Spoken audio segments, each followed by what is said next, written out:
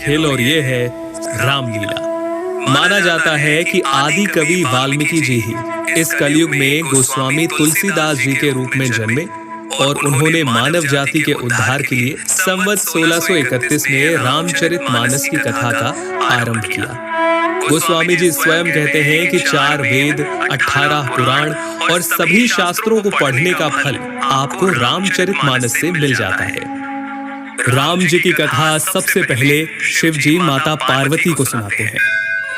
रामचरितमानस के बालकांड में आपको बहुत सारी कथाएं मिल जाएंगी, जैसे सती माता का भ्रम और उनके द्वारा राम जी की परीक्षा, शिव जी द्वारा सती माता का त्यागा जाना, सती माता का दक्ष यज्ञ में जाना और पति के अपमान से दुखी होकर योगाग्नि से देह त्यागना, और फिर पार्वती जी का जन्म और शिव विवाह। परंतु राम जी के अवतार लेने के 2 मुख्य कारण रामचरितमानस में आप जान पाएंगे। पहला, मनु और शत्रुपा का 10,000 वर्षों तक का कठिन तप, जहां वो प्रभु से कहते हैं कि हमें आप जैसा पुत्र प्राप्त हो, जिसके उत्तर में करुणा निधान भगवान कहते हैं, ऐसा ही हो हे राजन, मैं अपना सामान कहां जाकर खोजूं? अतः स्वयं ही आकर तुम्हारा पुत्र बनूंगा। और दूसरा कारण नारद मुनि का भगवान विष्णु को दिया गया श्राप। तुमने मुझे ठगा है, अतः अपने किए का फल अवश्य पाओगे। तुमने हमारा रूप बंदर सा बना दिया, अब बंदर ही तुम्हारी सहायता करेंगे। तुमने मेरा बड़ा आहित किया है, इसलिए तुम्हें भी स्त्री वियोग में दुखोगे। एक और जहां राम जन्म की भूमिका बन रही थी, वहीं पुलत्स्य ऋषि के कुल में जन्म हुआ भाइयों समेत 10 सर और 20 भुजाओं वाले प्रचंड पराक्रमी रावण का। रावण और उसके भाइयों ने ब्रह्मा जी की तपस्या कर उनसे वरदान मांगा। रावण ने कहा,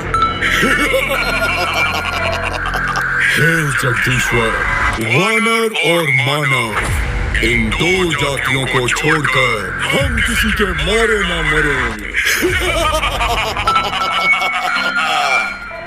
और कुंभकर्ण सरस्वती जी के प्रभाव के चलते इंद्रासन के स्थान पर निद्रासन का वर मांग बैठे, और विभीषण ने प्रभु चरणों में निष्काम प्रेम का वरदान मांगा।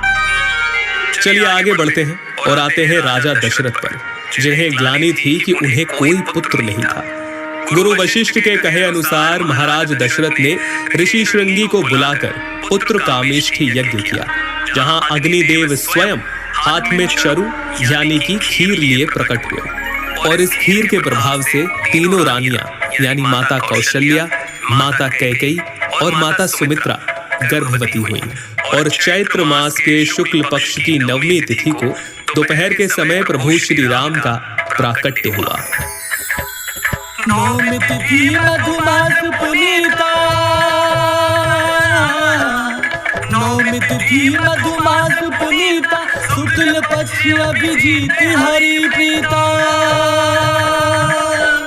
मध्य दिवस अति शीत न घामा, पावन काल लोक विश्रामा।